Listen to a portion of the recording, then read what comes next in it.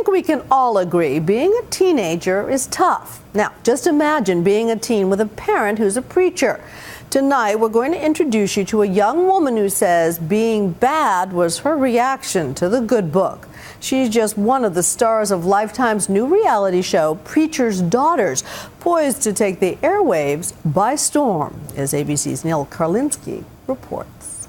If you think following the seemingly humdrum life of church-going families wouldn't quite hit the mark for a reality show, you serve the God of gods. Your faith in television is about to be tested. Look at the decision you just made. As a Christian young lady, that's not the decision you would make. Preacher's Daughters, the real and at times jarringly lustful stories of three young women and their pastor parents' struggles to rein them in. You need to focus on school. That's what you need to do. I've been focusing on school and liking boys at the same time. There's no big difference. We spent a day in Central California with one of them, seemingly typical teenager Olivia Perry. When I say, oh, yeah, my dad's a pastor, they're like, oh, okay.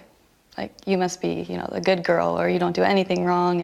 Anxious to prove her classmates wrong and fit in, Olivia spent a good chunk of her teenage years living a life filled with sin. I was hanging out with the wrong people, doing drugs, drinking, going to parties all the time, and seeing boys, doing things with boys. And I honestly loved the reaction that I would get when I would be like, yeah, my dad's a pastor, and be like, oh my gosh, you're a pastor's kid and you're at a party. In an unchurch-like but perhaps very reality TV-like moment, her straying from her faith and parents came with a most unexpected consequence.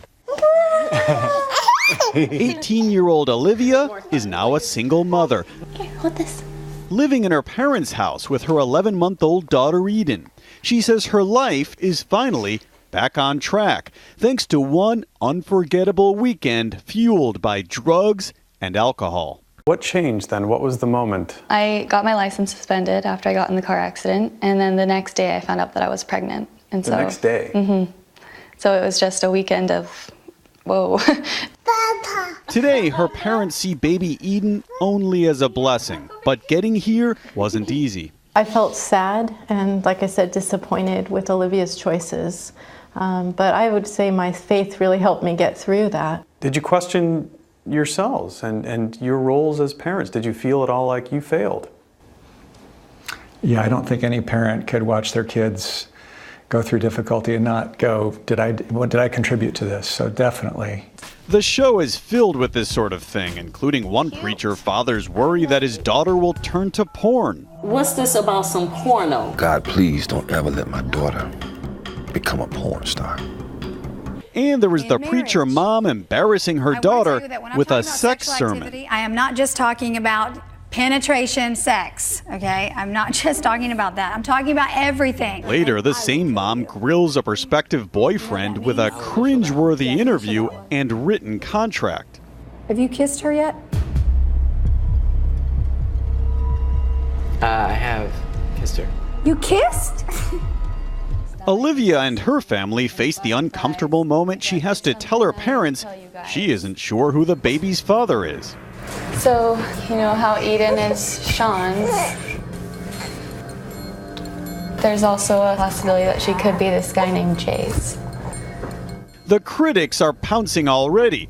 A group called 1 Million Moms is calling for a boycott of the show before it's aired a single episode, saying in a statement, this program is not only offensive to pastors, their daughters, and families all across the country, but to all Christians. To publicize someone's struggles for a buck and belittle pastors' daughters in the process is despicable. The Perry family strongly disagrees. They believe showing off their missteps will help others with their own challenges. You will be fairly or unfairly judged. I don't mind being accountable for the decisions I make and for the things that I do. But I think judgment from afar, it's unfortunate in our culture. We have a culture where cowardly people can become very brave behind a laptop computer. Olivia is now enrolled in community college. She has a job and says having Eden was the best thing that could have happened. And she's no longer embarrassed to be a preacher's daughter. I'm proud of it now. I I love that I'm a preacher's daughter now. I don't want to prove it wrong or, rebel against that label. Like, I'm okay with it. I'm Neil Karlinski for Nightline in Oceano, California.